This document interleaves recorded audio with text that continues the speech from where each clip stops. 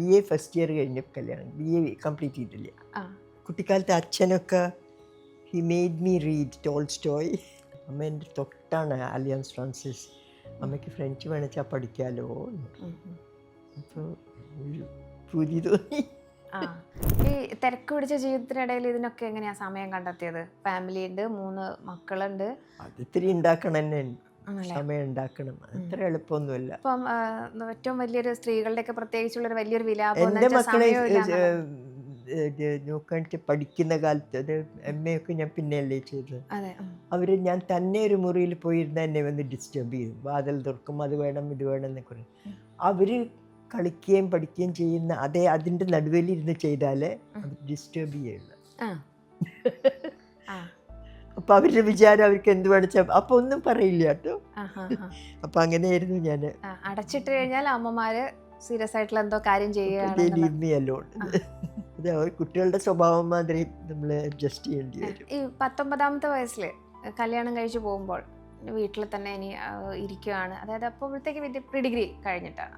BA first year കഴിഞ്ഞ കല്യാണം, BA complete ചെയ്തിട്ടില്ല. അപ്പൊ അതിനുശേഷം പ്രത്യേകിച്ച് ഇതൊന്നുമില്ല. വായിക്കുകയായിരുന്നു. ചെന്നൈയിൽ അന്ന് വളരെ നല്ല ലൈബ്രറീസ് ഉണ്ട്. ബ്രിട്ടീഷ് കൗൺസിൽ ഉണ്ട്, പിന്നെ വേറെ ഒരു ലിറ്റററി സൊസൈറ്റി എന്ന് പറഞ്ഞ സകലയിടത്തും ഞങ്ങൾ മെമ്പേഴ്സ് ആയിരുന്നു. അപ്പോൾ വായിക്കൽ വിട്ടില്ല. പിന്നെ ഇങ്ങനെ ഒരു കരിയറിലേക്ക് എത്തിപ്പെടുന്നത് ഫ്രഞ്ച് ചെയ്യാൻ കാരണം എൻ്റെ മൂത്ത മകൻ ജർമ്മൻ ചെയ്തു. അപ്പോൾ അവനാണ് ഒരു ദിവസം വീട്ടിൽ വന്നിട്ട് പറഞ്ഞത്, അമ്മ എൻ്റെ തൊട്ടാണ് അലിയൻസ് ഫ്രാൻസിസ്. അമ്മയ്ക്ക് ഫ്രഞ്ച് വേണിച്ചാൽ പഠിക്കാമല്ലോ. അപ്പോൾ ഒരു പൂതി തോന്നി. അപ്പോൾ ആദ്യം ഫ്രഞ്ച് പഠിച്ചതിന് ശേഷമാണോ നമ്മൾ MA ജോയിൻ ചെയ്യുന്നത്? MA അപ്പോഴേക്കും തുടങ്ങിയിരിക്കണു, സൈഡ് ബൈ സൈഡ് ആയിരുന്നു. മൈസൂർ ആവുകൊണ്ട് അറ്റൻഡൻസ് വേണ്ടല്ലോ. അത് വൺസ് ഇൻ എ ടേം 25 ദിവസം 15 ദിവസം പോയി നിന്നാൽ മതി. ബാക്കിയൊക്കെ നമ്മൾ വീട്ടിൽ നിന്ന് തന്നെ ചെയ്യാം. വായിക്കലല്ലേ, ലിറ്ററേച്ചറല്ലേ. കമ്പാരിറ്റീവ് ലിറ്ററേച്ചറിൽ താല്പര്യം തോന്നാൻ എന്തായിരുന്നു കാരണം?